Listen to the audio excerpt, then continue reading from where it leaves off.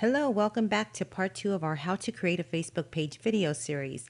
I'm Teresa Santa with iBrand Your Business. In this video, we will continue to build our Facebook page so we can publish it and start inviting our friends. In case you missed part 1, please see the video description below for the link. Let's get back into our Facebook page. I was working on my inkpillows.com page. I'm going to access it by logging into Facebook using my desktop or laptop. Remember that mobile uses an app and it will not have the same functionalities. If you don't have access to a desktop or a laptop, part 1 shows you how to switch your view on a mobile device so you can follow along. Okay, so I've logged into Facebook. It should take you to your personal news feed. In case it doesn't, click the home link. On the left side of my panel, you'll see your page under Pages or Shortcuts. When you are in your page, it may look a little different than mine. Let's look at the page info by clicking the ... icon here and selecting it from the drop-down menu. Remember in part 1, I mentioned you don't have to worry too much about the categories. You can always change it later. I chose my category as website, as you can see here. I'm going to scroll all the way down and click See All Information to see what I've already filled out for my page. I can see the few things I filled out in part 1. Now, if my category website isn't right or too broad, I can simply click Edit to see if there's a better category for my page or even add more categories. I'll delete website and see if there's a more specific type of website. Let's try e-commerce website. Yes, it's there. I'm going to see if there's a gift shop, and I'll also add products or services. Once I save this, Facebook will prompt me to edit page info. Since we updated some of the page information, there may be other details I can add that'll be helpful to people who visit the page. All these things are pretty self-explanatory. You can add more of description here, your email address, phone number, etc. The field here for Imprism is for any legal disclosures your country requires you to disclose. I'm in the US and I don't really have to do this, so I'll skip it. If you don't have some of these things, such as a phone or address, make sure you uncheck the box. When you are done, save any of your changes and scroll all the way down again and click See All Information to see if there are more things you like to disclose to the public, such as awards, products, privacy policies, your story, etc.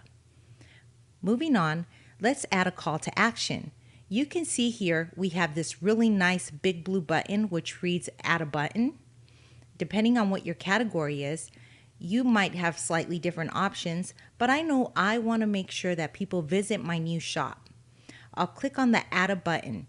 You can see if you want to allow your visitors to book an appointment, get in touch with you by phone, email, or any other source, link to a video on your website, or to learn more about your product or services. Make a purchase or donation. The possibilities are amazing with this button. Take a look at them and see which best fits your business or cause. For me, I want them to shop now, so I'll go ahead and do that and add my website link and click Add Button to save it.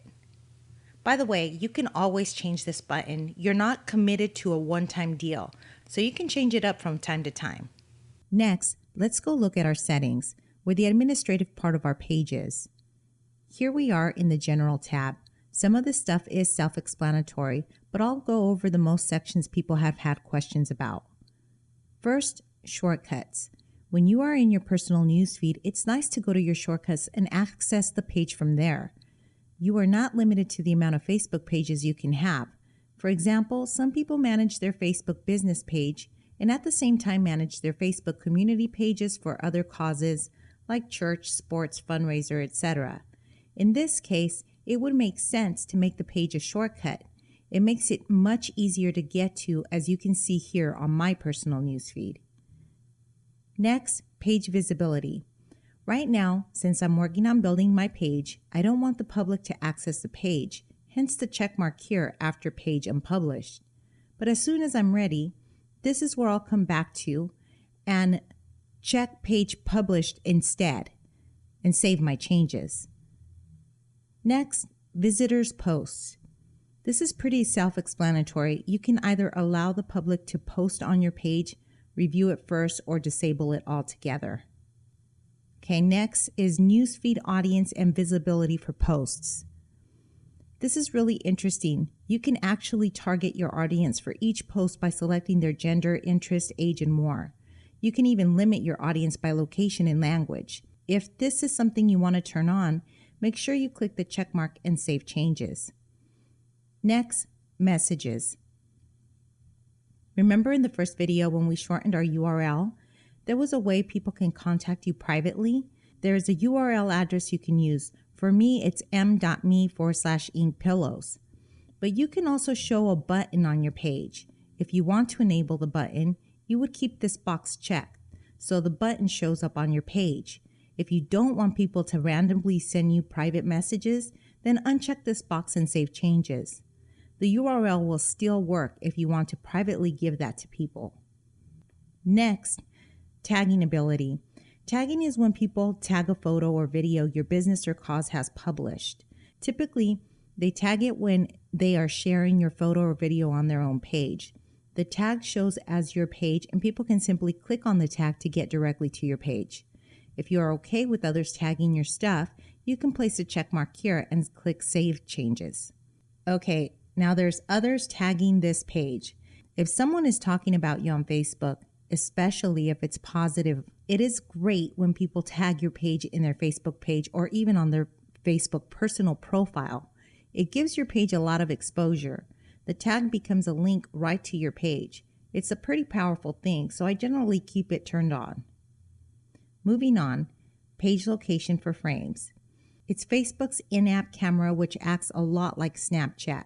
You can produce your own made-to-order banners on your location, special occasions, and more. This setting is to allow other people to use your location on frames. If you like more information on how to create frames, please visit Facebook's Camera Effects platform. I'll put the link here and in the description. All right, country restrictions. Pretty direct. You can show or hide your page to specific countries. Moving on to age restrictions.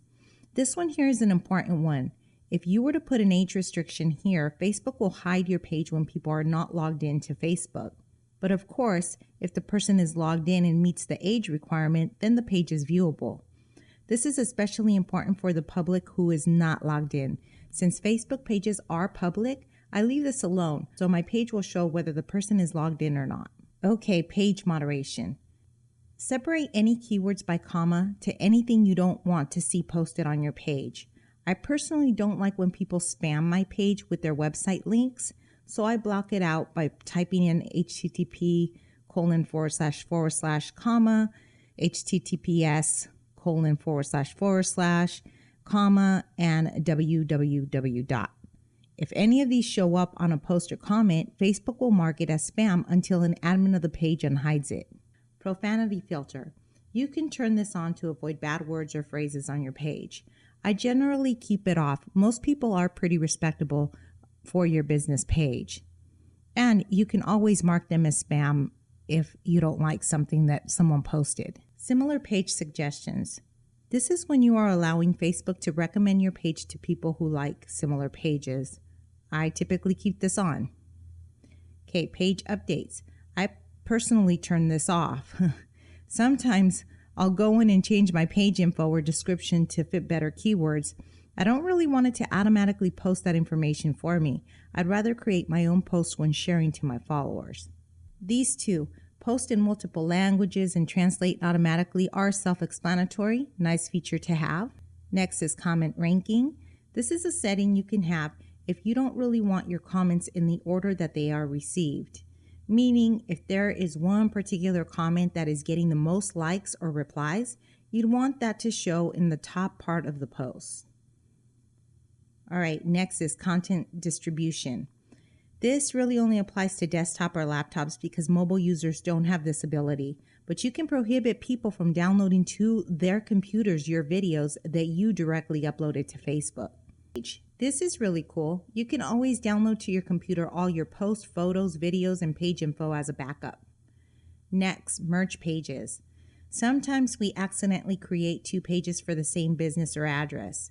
or maybe we had a page where two businesses became one. You have the option to merge them. I'll put the help link in the description on how to do it. Please note this is not to merge a personal profile with a Facebook page. You have to have two Facebook pages.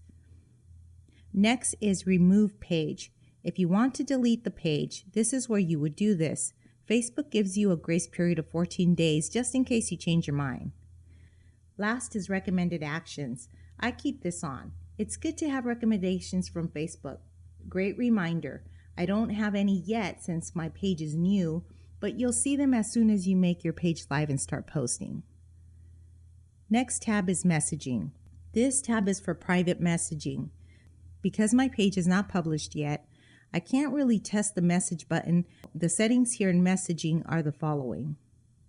Under general settings, you can opt to just hit the enter key to send your reply. I keep mine set to no. I'd rather have more control and simply click send when replying.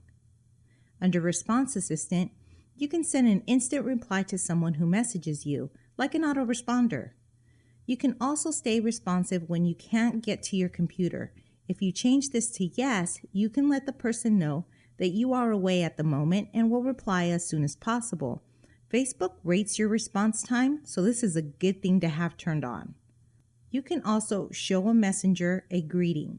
It's nice to have this turned on to let them know your work hours when you're available during your business day.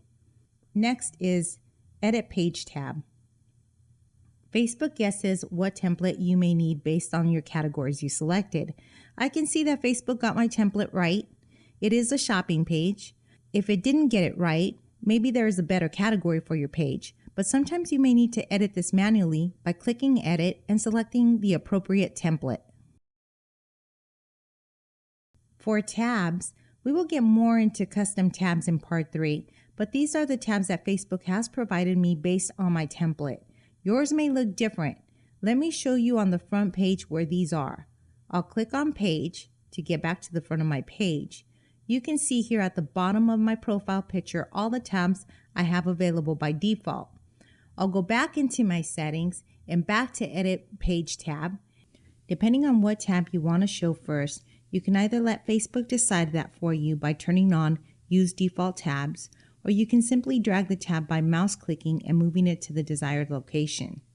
By the way, all of these tabs have a set URL address, so if you want to share your About tab, for example, you can do so by clicking Settings and copy the URL to share it on a post or anywhere you'd like. Finally, the Add a Tab button. You can add more default tabs to your page. I'm a shopping place, so I'd like to turn on Offers and Reviews. Reviews are good for business, so I'll go ahead and click Add Tab to both of those options. Next is Post Attributions. You have the option to post and comment as your page by default, or if this isn't your page and you're creating it for a client, you can change to post and comment as yourself. You can always change it on the fly on the front of your page. Let me show you. I'll click on the page to get back to the front of my page. See this little icon here? When I hover over it, Facebook lets me know who I'm posting as. Right now it's set to my page identity since it is the default on my Post Attributions defaults in my settings. But I can change it manually right here by clicking on this little down arrow and selecting myself instead. Same thing with comments. Here is a post of my cover photo. If I select this down arrow here, I can change to post as myself instead of my page. Hopefully you get the picture. If not, we'll go over it in more detail in part 3 of this video series. Okay, back to my settings. Next, notifications. This area is really self-explanatory. You can set your notifications for this page by simply selecting what you want to be notified on. You can also set your email and text message notifications as well. I'll leave my settings like you see it here. I'll most likely visit the page on a daily basis, so these settings are fine for me. Next is Messenger platform. This is great for local businesses and restaurants. You can set your page to show in Discover Visibility. This is for private messages to your page. If you are a restaurant or a nearby mechanic, as an example, and you want people to private message you with questions, this is an excellent feature to have turned on. Next is page roles. We talked about this in part 1 of our video series. This is where you can manage other page administrators, or if you don't want to give another person full control of your page, you can set their page roles here. Every page role has its ability and limitations. You can read them by clicking on them and read the description. Make sure you save your settings. And be prepared, when you are in this area, Facebook always asks for your password to save any new page managers. The only page role that does not have limitations is the admin role. The admin role is like giving the person ownership of your page. They can do everything you can do, including deleting the page. Next is people and other pages. Here is where you can see who's liked your page, people who follow this page. Other pages or businesses can like your page as well. You'll be able to see that information here. By the way, you too can change your identity from your personal profile to your page to like other pages. When we go live, I'll show you how to do that. Finally, sometimes you will have to block a certain person or page who is spamming your page. You can see who you blocked here. You can also ban someone or another page from this section. Let's say this person is spamming my page. I'd click the box next to the name, click the wrench icon, and either remove them from the page or ban them from the page. But I won't do that to myself. That wouldn't be good. Next is preferred page audience. This is where you would set up who you want to target when you are posting. If you only deal with one country, it's great to set that up here. I wouldn't limit my page by interests. These are interests that Facebook and other websites have collected information. It could be very limiting, so I leave this alone. I also don't put age or gender. You never know when someone is interested in your page for someone else's benefit. Next is partner apps and services. These are Facebook partner apps you can add to your page to book appointments, get quotes, or start an order. It's a great feature depending on the type of business you have. I'll put the link here and in the description of how to add this to your page. Next is Instagram ads. I love this. I actually don't have an Instagram account for inkpillows.com yet, but I will be creating one to add it here. What this is for is when you want to run an advertisement on Facebook, you can run it on Instagram at the same time. We'll be coming back to this so you can see how easy it is to connect the account. You don't always have to run the ad on Instagram either. There's an option to uncheck it if you need to when you're running advertising.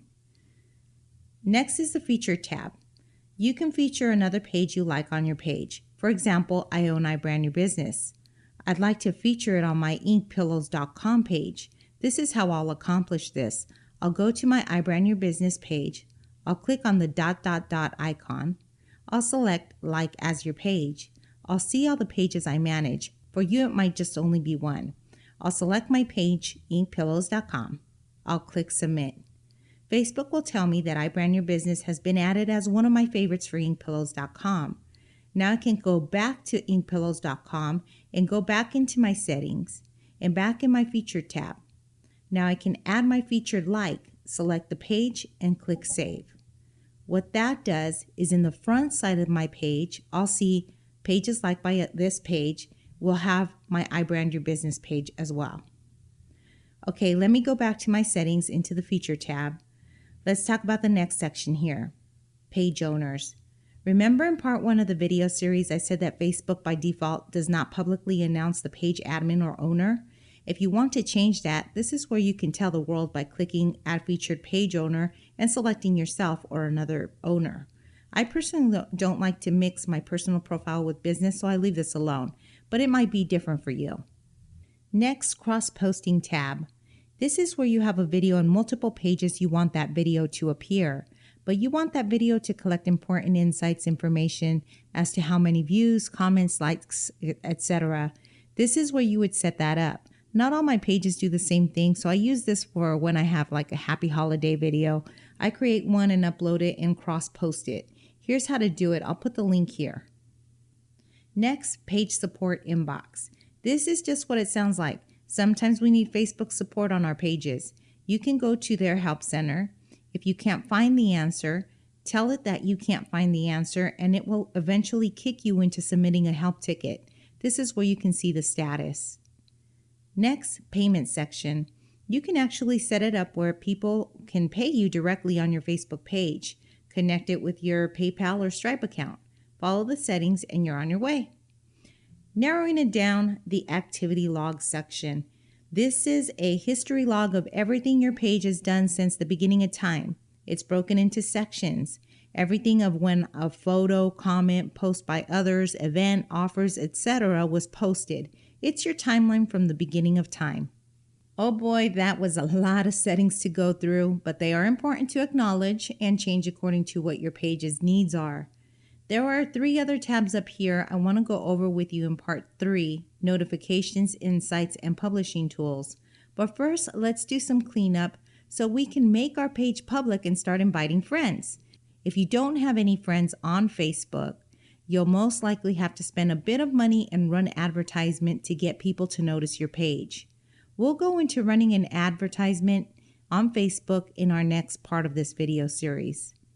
First, if there's any accidental posts, such as mistaken images where you were uploading your profile picture and cover photo, you can simply click on the top right corner caret icon and select Delete from Page. I also want to test my button that I set up earlier to make sure it goes to my shop. I'll hover over the button and test button. Great, it works. Next, let's make our page public. Go to your settings in our General tab, click Edit from Page Visibility, and select Page Publish. Click on Save Changes. Now let's invite our friends to like our page. Click the icon and select Invite Friends. Click Search All Friends. Then click the Invite button to invite each friend. Facebook will send them a notification. You'll soon start to see your friends appearing as liking your page. This is the exciting part. All right, so in part 3, I'll get more into this, but you really should have a post prepared to welcome any new people to your page. Facebook does a great job to help you with the type of posts you can prepare.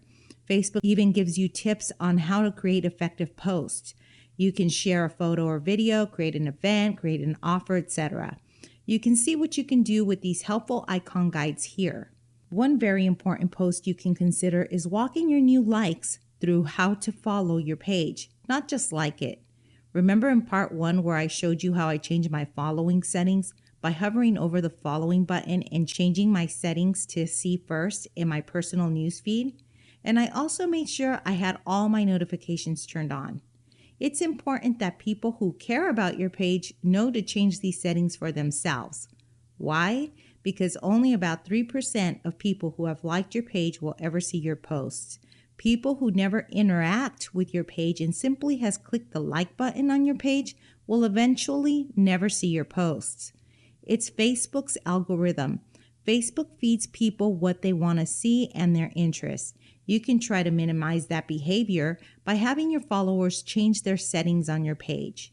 You can show them how with a simple post or a video. You can even create a slideshow of pictures showing them how. I'll get more into what to post in part 3. That will do it for this video. See you in the next video, and thanks for watching. See link or date when part 3 will be launched. Bye now.